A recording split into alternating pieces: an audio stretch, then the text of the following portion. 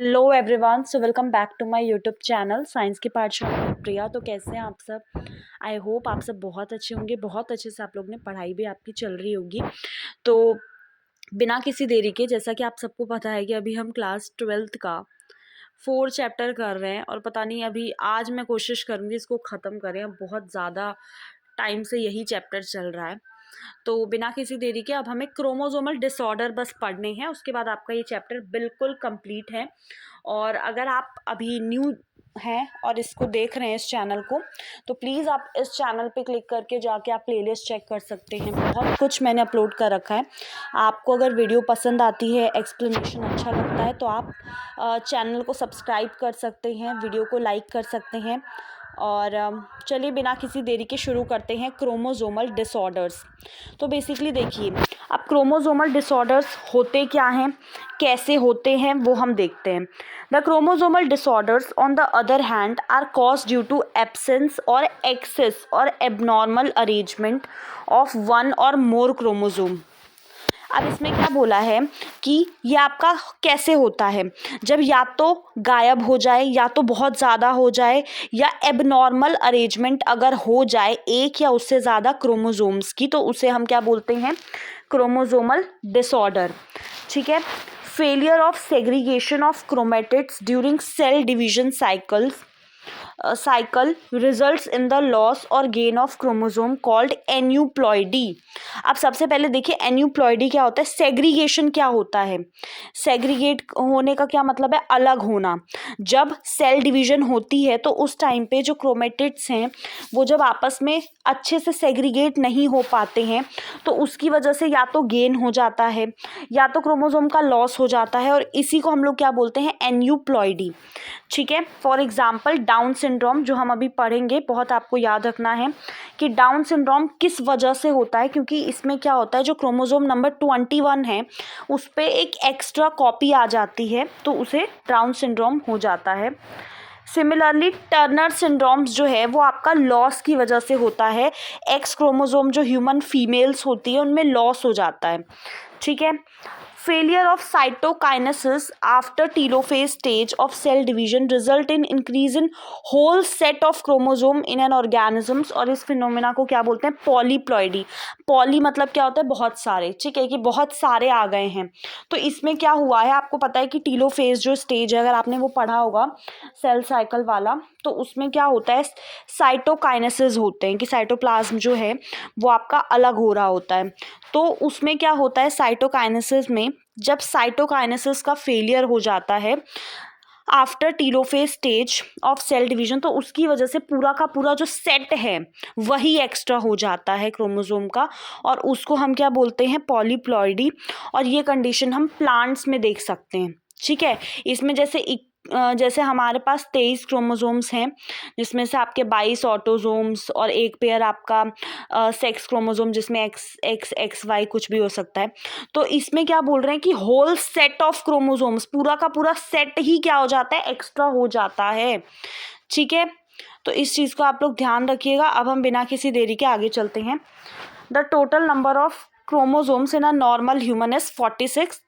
23 pairs होते हैं, जिसमें से कि 22 आपके, ये आपको बिल्कुल अब याद हो जाना चाहिए। कितनी बार हमने पढ़ लिया कि 22 पेयर्स ऑटोसोम्स होते हैं, एक पेयर आपका क्रोमोसोम्स का सेक्स क्रोमोसोम्स होता है।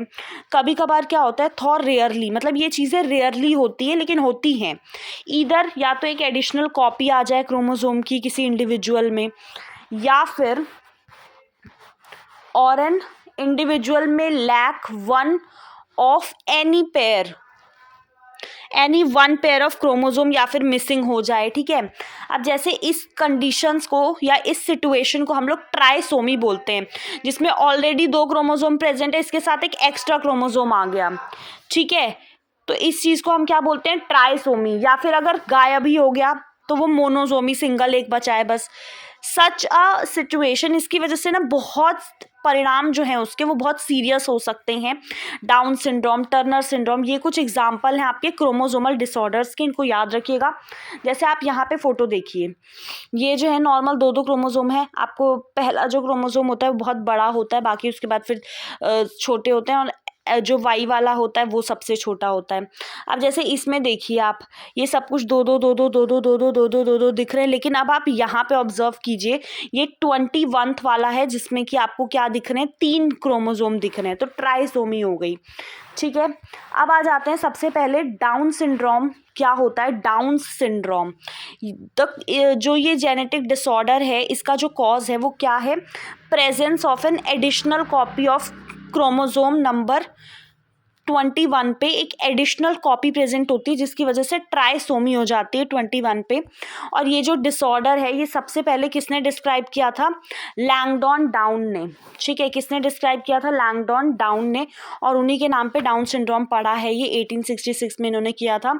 और जो अफेक्टेड इंडिविजुअल, मतलब जिनको ये है डाउन सिंड्रोम की problem, short statured with small round head, इनकी जो टंग होती है वो भी बिल्कुल फरोड, ठीक है, उसमें भी बिल्कुल खुरदुरी सी, एंड पार्शली ओपन माउथ, और मुंह थोड़ा सा खुला हुआ होता है।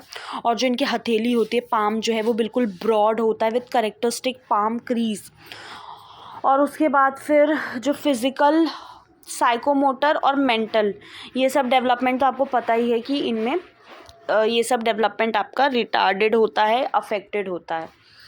अब इसके बाद अगर हम क्लिनफेल्टर्स सिंड्रोम अगर देखें, तो ये जो जेनेटिक डिसऑर्डर है ये आपका प्रेजेंट होता है additional copy of x chromosome की वजह से, जिसकी वजह से जो कार्योटाइप है, मतलब हमारे पास तो 46 क्रोमोसोम्स होते हैं, लेकिन इसमें एक एडिशनल एक्स प्रेजेंट होने की वजह से 47 हो जाता है, तो मतलब ये XXY है।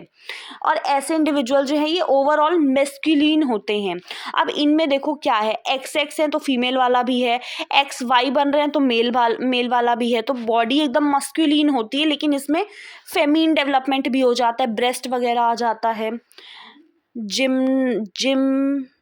जिम्नेकोमेस्टिया, हाँ सॉरी, इज ऑल्सो एक्सप्रेस। ठीक है, तो ऐसे इंडिविजुअल स्टेराइल होते हैं, ये यंग वंस या बच्चों को नहीं प्रोड्यूस कर सकते हैं। ठीक है, अब इसके बाद अगर टर्नर सिंड्रोम देखें, तो ये जो डिसऑर्डर होता है ये आपका एब्सेंस की वजह से होता है, कि एक एक्स क्रोमोसोम एब्सेंट हो गया।